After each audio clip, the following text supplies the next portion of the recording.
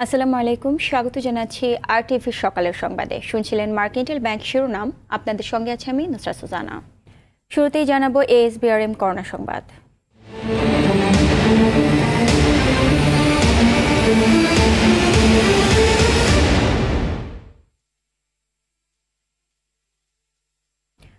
%60 বাড়তি ভাড়ায় আজ থেকে চলছে গণপরিবহন।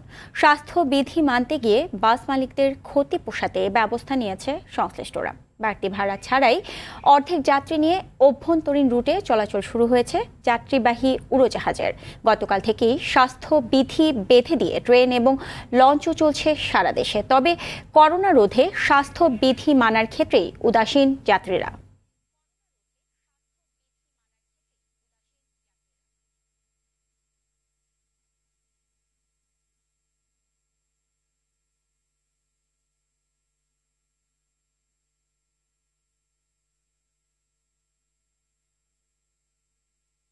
দর্শক, রাজধানীর মানিক মিয়া এভিনিউ এলাকায় আছেন সহকর্মী দীপ্ত চন্দ্রপাল। সেখান থেকে সরাসরি যুক্ত হচ্ছেন তিনি আমাদের সাথে। দীপ্ত, আজ থেকে তো বাস চলাচল শুরু। মানিক মিয়া এভিনিউ এলাকায় বাস চলাচলের পরিস্থিতি এই মুহূর্তে আপনি কেমন দেখছেন? সুজন, আপনি জানেন যে প্রায় 2 মাস পরে আজকে কিন্তু 11টি শর্ততে গণপরিবহন চালু করার নির্দেশ দেওয়া হয়েছে। পাশাপাশি যেটি জানাবো যে 60% যে ভাড়া বৃদ্ধির ব্যাপারটি সেটিও কিন্তু বৃদ্ধি করা হয়েছে। এবং আপনি দেখতে পাচ্ছেন যে আমি এখন রয়েছি মানিক মিয়া এভিনিউতে।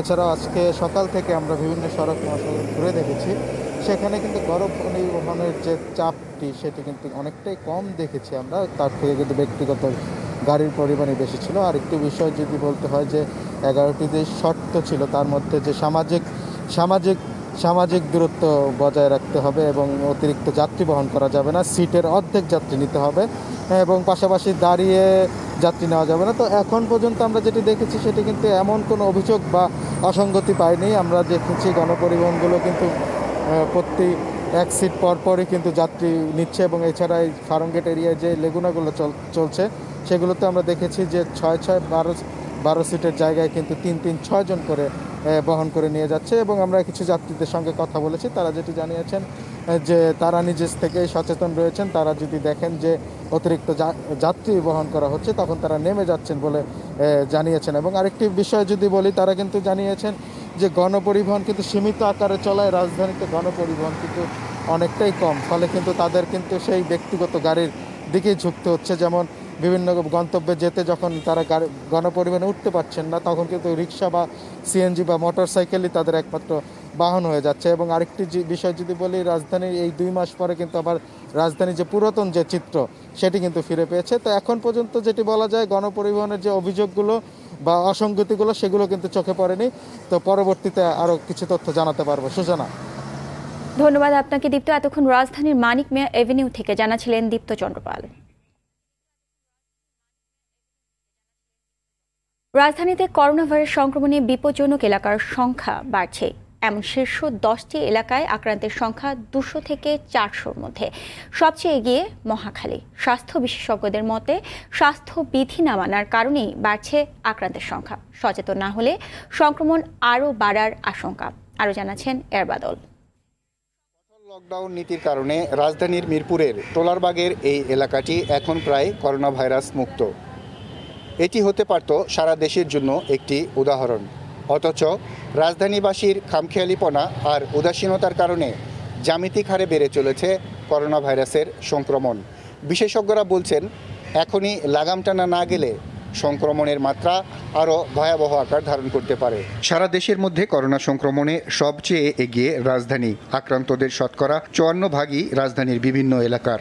রাজধানীতে এলাকাভিত্তিক আক্রান্তের সংখ্যা: মহাখালীতে আক্রান্ত 374 জন, যাত্রাবাড়িতে 320 জন, কাকরাইলে 299, মুগদায় আক্রান্ত 297, মোহাম্মদপুরে 295, মিরপুরে আক্রান্ত 248, উত্তরায় 243, রাজারবাগে আক্রান্ত 214 জন, মগবাজারে আক্রান্ত 210 আর ধানমন্ডিতে 175 জন।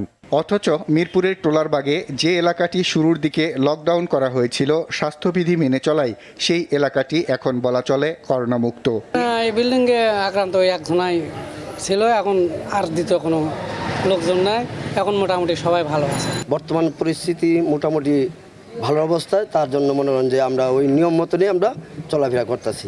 লকডাউন যখন সরকার ঘোষণা করছে, সবাই নিয়মকানুন মেনে চলছে। মেনে চলার কারণে সবাই এলাকার সবাই পরিষ্কার পরিচ্ছন্নতা ছিল এবং থাকার কারণে এখানে এখন সংক্রমণ কম। অন্যদিকে মহাখালী টি&টি মাঠে দেখা যায় কোনো রকম স্বাস্থ্যবিধির তোয়াক্কা না করেই খেলায় মেতেছে শিশু কিশোররা। যে অবশ্যই ঝুঁকিপূর্ণ। 2 মাস ধরে খেতে পারতেছে না, বেশ হয়ে যাচ্ছে না, আমরা খেলতে।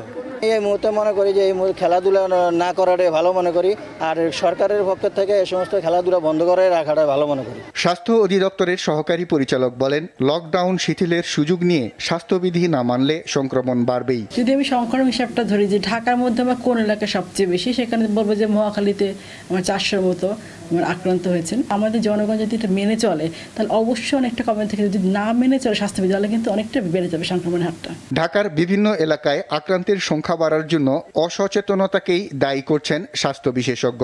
ট্রলারবাগে লকডাউন করে সংক্রমণটা সীমিত করা গেছে, তার মানে লকডাউনটা একটা কার্যকরী পদ্ধতি, তাই না?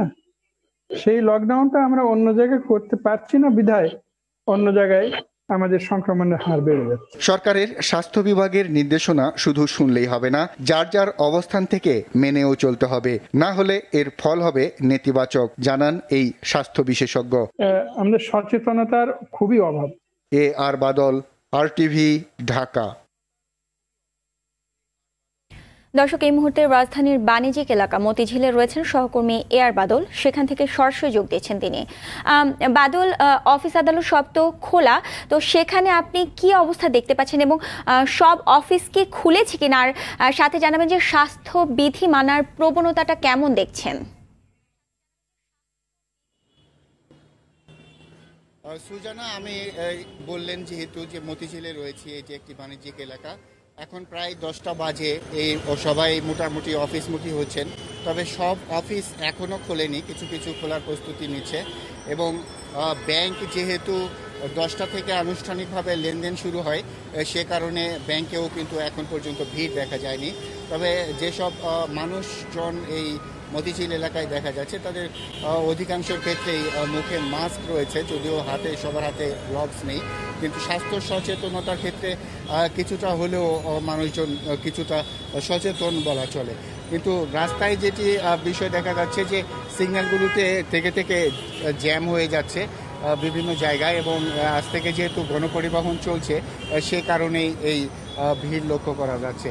তো অফিস পাড়ায় মানুষ আসছেন তাদের অফিসের প্রয়োজনে, বেশ কিছু অফিস আমরা খোলা দেখেছি যেগুলোতে বলা চলে যে স্বাস্থ্যবিধির ক্ষেত্রে তারা অনেকটাই সচেতন। তো মানুষজন এইসব এলাকায় এখনও আসছেন, গণপরিবহনের পাশাপাশি যে সিএনজি অটোরিকশা, মোটর সাইকেল, সেগুলোতে করেও মানুষ এদিকে আসছেন এবং ধীরে ধীরে এসব এলাকার ভিড় বাড়ছে। তো সুজানা, মতিঝিল এলাকা থেকে এই ছিল আমার কাছে সর্বশেষ খবর। ধন্যবাদ বাদল, আপনাকে এতক্ষণ মতিঝিল থেকে জানাছিলেন এয়ার বাদল। দর্শক, হযরত শাহজালাল আন্তর্জাতিক বিমানবন্দর এলাকায় আছেন সহকর্মী আপেল শাহরিয়ার, সেখান থেকে সরাসরি যুক্ত হচ্ছেন তিনি আমাদের সাথে। আপেল, আজ থেকে তো অভ্যন্তরীণ রুটে বিমান চলাচল শুরু হয়েছে, তো সেখানকার সার্বিক পরিস্থিতি আমাদেরকে আপনি বিস্তারিত জানান।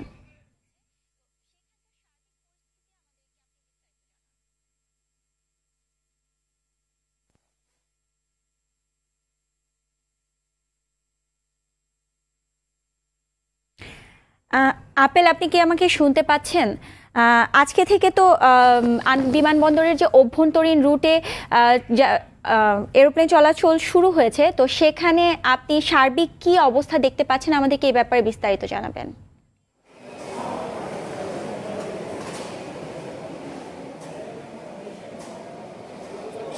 করোনা পরিস্থিতিতে 2 মাসেরও বেশি সময় বাংলাদেশের অভ্যন্তরীণে বিমান চলাচল বন্ধ থাকার পর আজ থেকে চালু হয়েছে। আপনাকে বলে রাখি যে সীমিত পরিসরে এই বিমান চলাচল শুরু হয়েছে প্রাথমিক অবস্থায় 3টি রুটে, অর্থাৎ ঢাকা, চট্টগ্রাম, ঢাকা, সিলেট এবং ঢাকা সৈয়দপুর, এই 3টি রুটে বিমান চলাচল করা হচ্ছে। তো আপনাকে বলে রাখি যে যেসব স্বাস্থ্যবিধি মেনে এসব পরিচালনা করার কথা হচ্ছে, আপনি জানেন যে আমি এখন এই যে অভ্যন্তরীণ বিমানবন্দরে যে টার্মিনালে অবস্থান করছি, আপনি হয়তো বা দেখতে পাচ্ছেন যে সব ধরনের নিরাপত্তা ব্যবস্থা নেওয়া হচ্ছে করোনা পরিস্থিতি অর্থাৎ মোকাবেলায়। আপনাকে বলে রাখি যে যারা আসলে এই টার্মিনালে প্রবেশ করতেন, প্রবেশ পথেই তাদেরকে আসলে তাদের তাপমাত্রা নিয়ন্ত্রণ করা হচ্ছে, দেখা হচ্ছে, পাশাপাশি হ্যান্ড স্যানিটাইজার দিয়ে তাদের হাত পরিষ্কার করা হচ্ছে।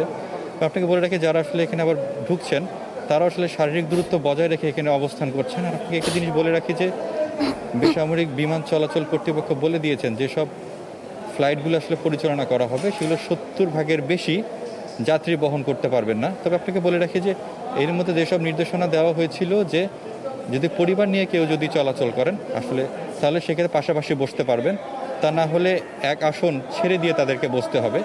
তবে এরই মধ্যে আমি ইউএস বাংলা কর্তৃপক্ষের সাথে কথা বলেছি, তারা বলেছেন যে অন্যান্য স্বাভাবিক সময়ে তারা 30টি ফ্লাইট পরিচালনা করেন সারা দেশের অভ্যন্তরীণে, তবে এখন তারা 10টি করছেন। তার মধ্যে চট্টগ্রামে 6টি, সিলেটে 1টি এবং সৈয়দপুরে 3টি।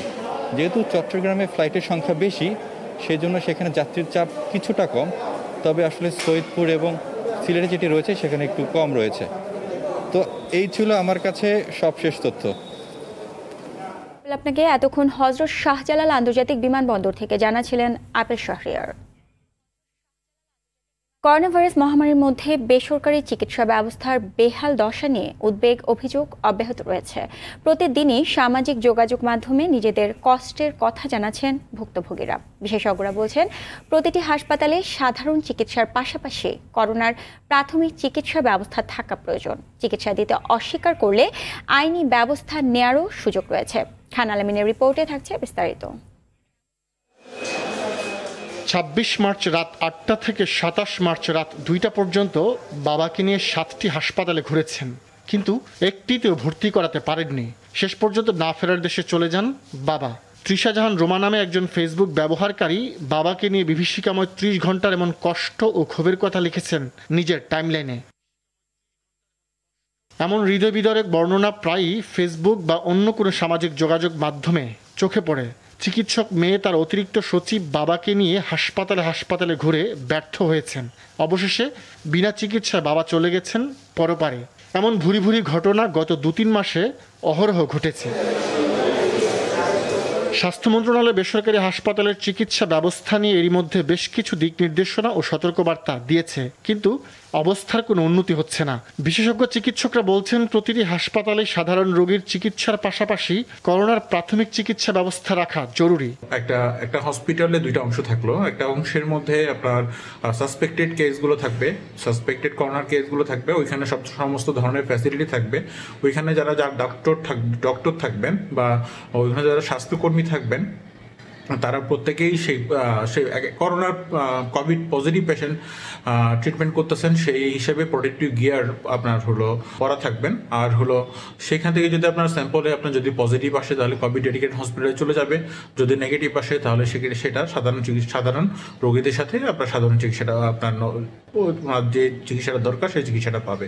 কোনো হাসপাতাল বা চিকিৎসক চাইলে চিকিৎসা দিতে অস্বীকার করতে পারবেন না। এমনটি করলে আইনি ব্যবস্থা নেওয়ার পরামর্শ দিলেন এই আইনজীবী। যদি দেখা যায় কোনো ডাক্তার তার পেশা দায়িত্বের অবহেলা আছে, চিকিৎসা দানের ক্ষেত্রে অবহেলা আছে বা চিকিৎসা দিতে অস্বীকৃতি জানাচ্ছেন, সেক্ষেত্রে কোড অফ মেডিকেল ইথিক্সের সেকশন 5 এ অনুযায়ী একটি অভিযোগ ওনারা বিএমডিসিতে দেবেন এবং তখন একটি তদন্ত কমিটি হবে। তদন্তে যদি এর যথার্থতা প্রমাণ হয় তবে কিন্তু সেই ডাক্তারের লাইসেন্স বাতিল করার ক্ষমতা ওনারা Bangladesh medical and dental council act 2010 এর 23 ধারা অনুযায়ী ওনারা এটা ক্যান্সেল করতে পারেন, লাইসেন্স ক্যান্সেল করতে পারেন, তাদেরকে বাধিত করতে পারেন। প্রয়োজনে উচ্চ আদালতেও সরাসরি আইনি প্রতিকার পাওয়ার সুযোগ রয়েছে বলে জানান তিনি।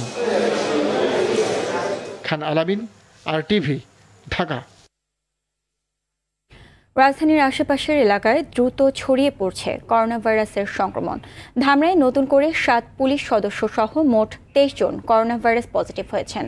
এ নিয়ে ধামরায়ে করোনা ভাইরাসে আক্রান্তের সংখ্যা বেড়ে দাঁড়ালো 127 জনে।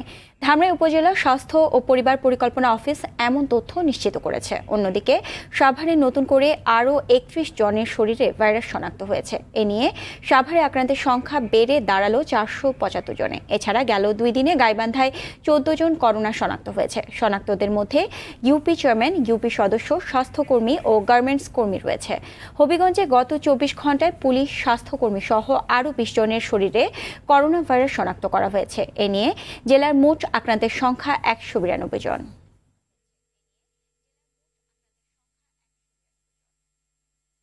জয়পুরহাটে হত দরিদ্রদের 10 টাকার OMS এ চালের কার্ড পেয়েছে বিত্তবান ও সচ্ছল পরিবার। জনপ্রতিনিধিদের স্বজন প্রীতি আর দুর্নীতির কারণে বঞ্চিত হয়েছেন প্রকৃত দরিদ্ররা। তবে তালিকা যাচাই বাছাই করে ব্যবস্থা নেওয়ার আশ্বাস দিয়েছেন জেলা প্রশাসক। জয়পুরহাট প্রতিনিধি মোহাম্মদ রাশিদুজ্জামানের তথ্য ছবিতে জানাচ্ছেন রাসেল আহমেদ। সমাজের হতদরিদ্র পরিবারকে 10 টাকা কেজি দরে চাল দিয়ে থাকে সরকার। খাদ্যবান্ধব কর্মসূচির অধীনে জয়পুরহাটের 5টি পৌরসভায় কার্ড দেওয়া হয় 17,400 জনকে। তবে এসব কার্ড বিতরণে অনিয়ম ও স্বজনপ্রীতির ব্যাপক অভিযোগ। তালিকায় দরিদ্রের পরিবর্তে ঠাঁই পেয়েছে ভবন মালিক, ব্যাংক কর্মকর্তা, শিক্ষক, অবসরপ্রাপ্ত সরকারি কর্মকর্তা সহ সচ্ছল পরিবার। কার্ড পাওয়ার বিষয়টি স্বীকারও করেন অনেকে। দেবরের নামে নিতে গেছিল, তো দেবর ছিল না, আমার হাজব্যান্ড উপস্থিত ছিল, তো ওনারটাই দিয়ে দিয়েছে, ওনার নামে কার্ড হয়েছে। পৌরসভা থেকে 10 টাকা কার্ড একটা হয়েছে, 10 কেজি চাল 26 তারিখে নিয়ে আসি। আমি ওই জয়পুরহাট সুগার মিলে চাকরি করতাম, 2002 সালে রিটায়ার করছি। এই যাবৎ পর্যন্ত 10 টাকা দামের একটা কার্ড দিয়েছে আর কি, 10 টাকা দিয়ে 10 কেজি চাল পাওয়া গেছে আর কি। অন্যদিকে করোনার দুঃসময়ে অভাব অনটনে থাকলেও OMS এর চাল পায়নি অনেক। এর জন্য তারা স্থানীয় জনপ্রতিনিধি আর নেতাদের দায়ী করেন। 10 টাকা কেজি চাল সবাই পাইছে, আমরা পাই নাই, কিছুই পাই না। খালি আমাদের নাম লেখানেছে এক ডালা, নাম লেখাতে শেষ। ব্যবসা বাণিজ্যে একেবারেই খারাপ লোকজন নাই, আমাদের দিন পর যাওয়া খুবই কষ্টকর হয়ে গেছে। অনিয়ম দূর করে দরিদ্রদের মাঝে OMS এর চাল বিতরণের দাবি সুশীল সমাজের। আর জেলা প্রশাসক বললেন, বিষয়টি খতিয়ে দেখে ব্যবস্থা নেওয়া হবে। বিভিন্ন জায়গায় যে অনিয়ম হয়েছে, এই অনিয়ম আমাদের কাছে অভিযোগ আসলে আমরা সঙ্গে সঙ্গে সেটা ব্যবস্থা নেই। কিছু জনপ্রতিনিধিরা তাদের নিজের লোক হিসাবে বেছে নিয়ে 2-1টি মিসইউজ হচ্ছে, না হওয়া নয়। তো এইটি আমার মনে হয় আগামী দিনে যদি জনপ্রতিনিধিরা যদি দেখে, তাহলে সরকার যেটা চাচ্ছে সেইভাবে সঠিক জায়গায় সেই কার্ডটি পাবে। এখানে আমাদের কোনো কর্মকর্তা এই লেভেলের মানে এই ধরনের কাজে আমাদের থাকার কোনো সুযোগ নাই। যদি এই ধরনের কোনো বিষয় আসে, অবশ্যই তাকে আমরা বাতিল করব এবং এই কাজের সাথে যারা সম্পৃক্ত তাদের বিরুদ্ধে আমরা প্রয়োজনীয় ব্যবস্থা নেব। সরকারের আন্তরিক উদ্যোগে সত্যিকারের দরিদ্ররা চাল পাবেন, এমন প্রত্যাশা তাদের। রাসেল আহমেদ, RTV। ঘূর্ণিঝড় আম্পানের আঘাতে উপকূলীয় এলাকায় ব্যাপক ক্ষয়ক্ষতি হয়েছে। অনেক জায়গায় বেড়িবাঁধ ভেঙে তলিয়ে গেছে গ্রামের পর গ্রাম, মাছের ঘের। ক্ষতি হয়েছে বাড়ি ঘর, গাছপালা ও ফসলের। দর্শক, সাতক্ষীরার খবর জানাতে আমাদের সঙ্গে সরাসরি যুক্ত হচ্ছেন সহকর্মী রামকৃষ্ণ চক্রবর্তী। রামকৃষ্ণ, সাতক্ষীরায় ক্ষতিগ্রস্ত যে বাঁধটি আছে সেটি মেরামতের কাজ কতদূর এগিয়েছে, ব্যাপারে আমাদেরকে বিস্তারিত জানান। হ্যাঁ সুজনা, আপনি জানেন যে আমি এই বিধ্বস্ত উপকূলীয় জনপদে এসেছি বারবার। প্রতিদিনের চিত্র একই রকম। কিছুক্ষণ আগে খোঁজ নিলাম আগ্রাসী খোলপটুয়া নদীর তীরবর্তী আশাশুনি উপজেলার হাজরাখালী নামক পয়েন্টে। সেখানকার চিত্র কিছুটা পাল্টে গেছে। আজ 2 দিন সেখানে সেনাবাহিনীর সদস্যদের তত্ত্বাবধানে বাঁধ নির্মাণের কাজ চলছে। গতকাল পড়ন্ত বিকালে এই ভাঙন পয়েন্টে এসেছিলেন যশোর সেনানিবাসের 88 পদাতিক ব্রিগেডের brigade commander brigadier general Faisal Baten. তিনি ভাঙন পয়েন্টে দাঁড়িয়ে তার অধীনস্থ সেনা কর্মকর্তাদের দ্রুত বাঁধ নির্মাণের নির্দেশনা দিয়ে গেছেন। তবে আমি আশাশুনি উপজেলার চেয়ারম্যান এবি মুস্তাকিমের চোখে মুখে ছিল হতাশার ছাপ। তিনি জানাচ্ছিলেন যে রাত পোহালেই পূর্ণিমার জোয়ার, এই জোয়ারের যে নদীর পানির চাপ স্বাভাবিক থেকে 2 ফিট বেড়ে যাবে। বিস্তীর্ণ শ্রীউলা এবং প্রতাপনগর ইউনিয়নের অসংখ্য পয়েন্ট দিয়ে নদীর নোনা পানি গ্রাম অঞ্চলে ঢুকছে, ভাটায় নেমে যাচ্ছে, প্লাবিত হচ্ছে গ্রামের পর গ্রাম। সব মিলিয়ে এটাই ছিল বিধ্বস্ত জনপদের সর্বশেষ খবর। সুজানা, ধন্যবাদ রামকৃষ্ণ আপনাকে। এতক্ষণ সাতক্ষীরা থেকে জানাচ্ছিলেন রামকৃষ্ণ চক্রবর্তী। আমের রাজ্য চাঁপাই নবাবগঞ্জে এবার অফ ইয়ার হলেও বেশি আম উৎপাদনের আশা করছে কৃষি বিভাগ। তবে করোনা পরিস্থিতিতে আম বিক্রি ও বাজারজাত নিয়ে চরম দুশ্চিন্তায় রয়েছে চাষি ও ব্যবসায়ীরা। আম সংশ্লিষ্ট ব্যবসায়ীদের ধারণা, চলতি মৌসুমের বড় ধরনের আর্থিক ক্ষতির মুখে পড়তে যাচ্ছে আম চাষি ও ব্যবসায়ীরা। চাঁপাই নবাবগঞ্জ ইমরান ফারুক মাসুম রিপোর্ট জানাচ্ছেন মাসুদ মোস্তাহিদ।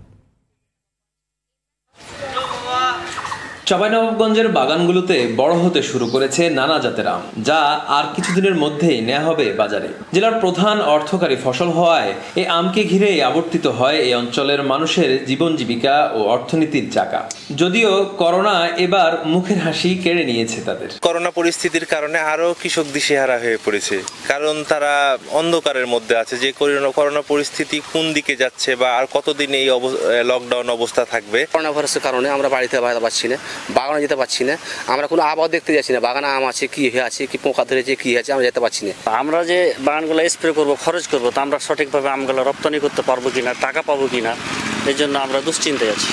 মৌসুমের এই সময়টাতে কানসাট আম বাজার ও আড়তগুলোতে আম বাগান কেনা বেচাকে ঘিরে ব্যাপক চাঞ্চল্য দেখা গেলেও এবার নেই সেই ব্যস্ততা। মরণব্যাধি করোনা ভাইরাস এসে আমাদের ব্যাধি সৃষ্টি করেছে, আমরা বাজারজাত করব নাকি চাষিরা বিভ্রান্তিতে পড়ে আছে, আম আসলে মূলত তারা বিক্রি করতে পাবে কি পাবে না। আম চাষিরা অলরেডি হতাশ হয়ে আমে পরিচর্যা ছেড়ে দিয়েছে। এমন অবস্থায় আম চাষী ও ব্যবসায়ীদের বাঁচাতে সরকারের বিশেষ প্রণোদনার ব্যবস্থা করতে হবে বলছেন Bangladesh mango producer and merchant অ্যাসোসিয়েশনের এই নেতা। মানুষের ঘরে খাওয়ার নাই, সেখানে আম কিভাবে খাবে? সেহেতু আমরা এবার পথে বসে যাব আম চাষিরা। আমাদের জেলার আম ব্যবসায়ী এবং চাষিরা খুবই আতঙ্কগ্রস্ত যে সরকারকে আম চাষি এবং আম ব্যবসায়ীদের আর্থিক সহায়তা দেওয়া দরকার এবং আম চাষিদের এই 6 লক্ষ পরিবারকে বাঁচিয়ে রাখার জন্য সরকারের কাছে আমরা আহ্বান জানাচ্ছি। তবে ব্যবসায়ীদের কথা চিন্তা করে আম নির্বিঘ্নে বাজারজাতকরণের জন্য সকল ব্যবস্থা গ্রহণের আশ্বাস দিলেন কৃষি বিভাগের এই কর্মকর্তা। জেলা প্রশাসন এবং কৃষি সম্পদ বিভাগ যৌথভাবে আমরা এটা উদ্যোগ নিচ্ছি এবং যাতে এই এলাকার আমের রাজ্য থেকে বিভিন্ন দেশের প্রত্যন্ত অঞ্চলে যাতে আম যেতে পারে সেভাবে আমাদের সজাগ দৃষ্টি আছে। ট্রাক বা তাদের ছাড়পত্র দিয়ে যোগাযোগ করতে পারে, প্রত্যন্ত অঞ্চলে যেতে পারে, সেভাবে আমরা চেষ্টা চালিয়ে যাচ্ছি। কৃষি সম্প্রসারণ অধিদপ্তরের তথ্য অনুযায়ী এবছর চাঁপাইনবাবগঞ্জে 33,000 হেক্টর জমিতে প্রায় 17 লাখ গাছে 2,39,000 মেট্রিক টন আম উৎপাদনের লক্ষ্যমাত্রা নির্ধারণ করা হয়েছে, যা গত বছর ছিল 2,75,000 মেট্রিক টন। মাসুদ মুস্তাহিদ, RTV। দর্শক, যুক্তরাষ্ট্রের বিক্ষোভ পরিস্থিতি জানতে নিউ ইয়র্ক থেকে যুক্ত হচ্ছেন ভয়েস অফ আমেরিকার সংবাদকর্মী শাহাদাত হোসেন সবুজ। শাহাদাত, যুক্তরাষ্ট্রের যে কৃষ্ণাঙ্গ যে ব্যক্তিত্বে আছে ওনাকে যে হত্যা করেছে, তো সেই ফ্লয়েড হত্যার প্রতিবাদে অনুষ্ঠিত বিক্ষোভের সবশেষ কি খবর আছে আপনার কাছে, আমাদেরকে বিস্তারিত জানাবেন। ধন্যবাদ সুজানা। বিক্ষোভ আজ রোববারও চলেছে। যুক্তরাষ্ট্রের বিভিন্ন অঙ্গরাজ্যে উত্তাল বিক্ষোভ ছিল এবং কিছু কিছু বিক্ষোভ কিন্তু সহিংসতায় রূপ নিয়েছে। আমি যে শহরটিতে আছি, নিউ ইয়র্ক শহর, এখানেও বিক্ষোভ হয়েছে এবং বিক্ষোভে নিউ ইয়র্ক শহরে আজ পর্যন্ত 786 জনকে গ্রেপ্তার করা হয়েছে, 47টি পুলিশের যানবাহন এখানে ভাঙচুর করা হয়েছে এবং 33 জন পুলিশ সদস্য আহত হয়েছে। এবং আজ যে খবর পেয়েছি আমরা, নিউ ইয়র্ক শহরের যিনি মেয়র, তার কন্যাও কিন্তু গত রাতে গ্রেপ্তার হয়েছিলেন। যে 100 জন মানুষ যারা একটু সহিংসতায় অংশ নিয়েছিল তাদের মধ্যে তিনিও ছিলেন। তবে এই যে সহিংসতা রূপ নিচ্ছে যে বিক্ষোভটি, এটি কিন্তু একদিনে হয়নি, বহুদিনের পুঞ্জীবিত ক্ষোভ এবং নিষ্পেষণ থেকেই এই ক্ষোভের দানা বেঁধেছে। এবং এটি সামাল দিতে যুক্তরাষ্ট্রের বিভিন্ন শহরে কিন্তু ন্যাশনাল গার্ড নামানো হয়েছে, যেমনটি খবরে আপনারা বলেছেন। কিন্তু নিউ ইয়র্ক শহরে এখনো পুলিশ নিয়ন্ত্রণ করার চেষ্টা করছে। আজ রোববার মোটামুটি শান্তিপূর্ণ সমাবেশ হয়েছে। তবে যুক্তরাষ্ট্রের বিভিন্ন স্থানে লুটপাটের খবর আপনারা পেয়েছেন, তেমনি নিউ ইয়র্ক শহরেও লোয়ার ম্যানহাটনে লুটপাটের ঘটনা ঘটেছে। তবে সেরকম অন্যান্য রাজ্যের মতো লুটপাট ব্যাপকভাবে ছড়িয়ে যায়নি। এখানে এখন পর্যন্ত শান্ত, তবে কতক্ষণ এটি শান্ত থাকবে সেটি কিন্তু দেখবার বিষয়। কারণ যুক্তরাষ্ট্রের প্রেসিডেন্ট তিনি যে সমস্ত মন্তব্য করছেন, সেই মন্তব্যগুলোকে উস্কানির দেওয়া হচ্ছে বলে অনেকেই মনে করছেন এবং অনেকেই আশা করছেন প্রেসিডেন্টের কাছ থেকে ইতিবাচক কথাবার্তা। দেখা যাক ভবিষ্যতে এটি কোন দিকে মোড় নেয়, সেটির দিকেই সবাই তাকিয়ে আছে। ধন্যবাদ সুজানা। অসংখ্য ধন্যবাদ শাহাদাত আপনাকে। এতক্ষণ যুক্তরাষ্ট্রের নিউ ইয়র্ক থেকে জানাচ্ছিলেন শাহাদাত হোসেন সবুজ। দর্শক, করোনা ভাইরাস নিয়ে আতঙ্কিত হবেন না, সতর্ক হন, নিজে পরিচ্ছন্ন থাকুন, অন্যকে সচেতন করুন। এই সংকট মুহূর্তে প্রয়োজনীয় সব তথ্য নিয়ে আপনাদের পাশে আছে RTV। আরটিভি করোনা হেল্পলাইন সরাসরি সম্প্রচার হবে প্রতিদিন রাত 9টায়। করোনা নিয়ে আপনার জিজ্ঞাসা, প্রশ্ন, অভিযোগ, মতামত জানান অথবা আপনার সংক্ষিপ্ত প্রশ্ন ভিডিও করে আপলোড করুন আরটিভির ফেসবুক পেজে। সকালের সংবাদ এই পর্যন্তই। আরটিভির সবশেষ সংবাদ জানতে যে কোনো মোবাইল ফোন থেকে 2414 নম্বর ডায়াল করুন। আর মোবাইল ফোনের সংবাদ দেখতে অ্যাপ স্টোর, গুগল প্লে বা উইন্ডোজ স্টোর থেকে ডাউনলোড করুন আরটিভি অ্যাপ। এছাড়া তাৎক্ষণিক ও বিনোদন সংবাদ জানতে বিশ্বের যে কোনো প্রান্ত থেকে ভিজিট করুন rtvonline.com, facebook.com/rtvonline ও youtube.com/rtvdigital। এখন থেকে আরটিভির সব বিনোদনমূলক অনুষ্ঠান দেখতে পারবেন আরটিভি প্লাসে। এতক্ষণ সাথে থাকার জন্য ধন্যবাদ সবাইকে।